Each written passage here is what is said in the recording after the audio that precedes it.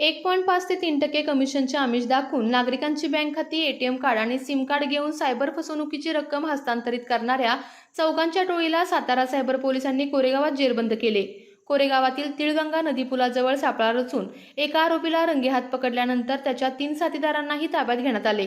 आरोपींनी पुरवलेल्या बँक खात्यांवर विविध राज्यातून 35हून अधिक सायबर फसवणुकीच्या तक्रारी असल्याचे तपासात समोर आले. आरोपी टेलिग्राम आणि इंस्टाग्रामच्या माध्यमातून सायबर सूत्रधारांच्या संपर्कात होते. पोलिसांनी 5 mobile, 8 ATM card, 4 SIM card, 33,750 रुपये रोख आणि रॉयल इनफील्ड बुलेटसह 2,34,750 रुपयांचा मुद्देमाल जप्त केला.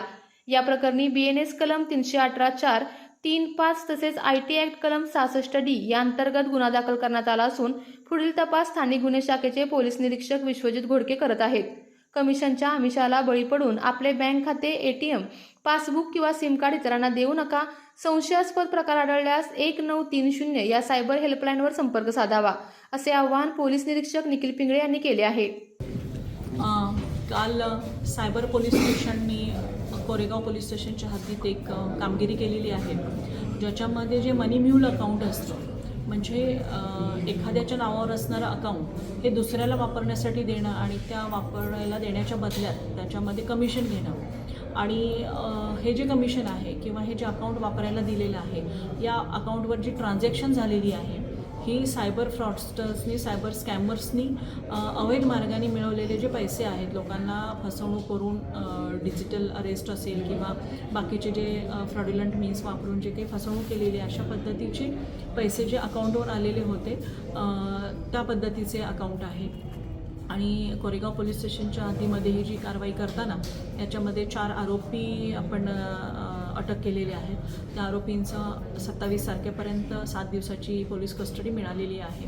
आणि या 4 आरोपींपासून अजून कोण असे अकाउंट आहे किंवा अकाउंट होल्डर आहेत ज्यांनी आपले अकाउंट वापरण्यासाठी दिलेले आहेत किंवा आपले सिम कार्ड वापरण्यासाठी दिलेले आहेत किंवा त्या अकाउंटवर इश्यू झालेले डेबिट कार्ड असेल, एटीएम कार्ड असेल किंवा चेक असेल, तो वापरण्यासाठी दिलेला आहे. याचा पुढील तपास स्थानिक गुन्हे शाखेचे प्रभारी अधिकारी घोडके साहेब करत आहेत. आणि ही जी कामगिरी आहे ही सायबर पोलीस ठाण्याचे सहाय्यक पोलीस निरीक्षक राजेश माळी साहेब आणि त्यांच्याबरोबर त्यांची जी टीम आहे ही हवालदार सुप्रिया रोमन, हवालदार संदीप पाटील, पोलीस कॉन्स्टेबल ओंकार डुबल, रणजित कुंभार, प्रशांत मोरे, जुनघरे आणि पवार या पथकांनी केलेली आहे.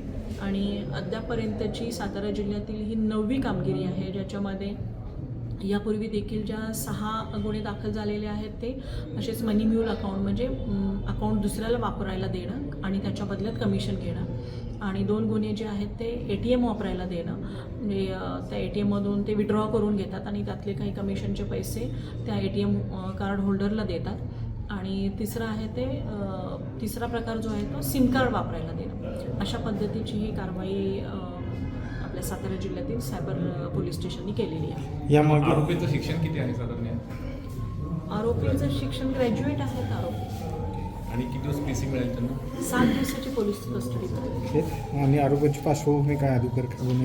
हां, यांच्यावर बाहेरच्या जिल्ह्यांमध्ये, काही आपल्या बाहेरच्या राज्यांमध्ये, काही आपल्या राज्यामध्ये देखील गुन्हे दाखल आहेत. चौघांवर मिळून जवळपास 35 गुन्हे दाखल आहेत. हे सायबर निगडीत आहेत का? आणि सगळे सायबर क्राईम आहेत. आपल्या तालुक्यातील, जिल्ह्यातील बातम्या सर्वप्रथम पाहण्यासाठी आजच सातारा न्यूजला YouTube चॅनलवर सबस्क्राईब करा, लाईक करा, शेअर करा आणि बेल आयकॉन प्रेस करायला विसरू नका.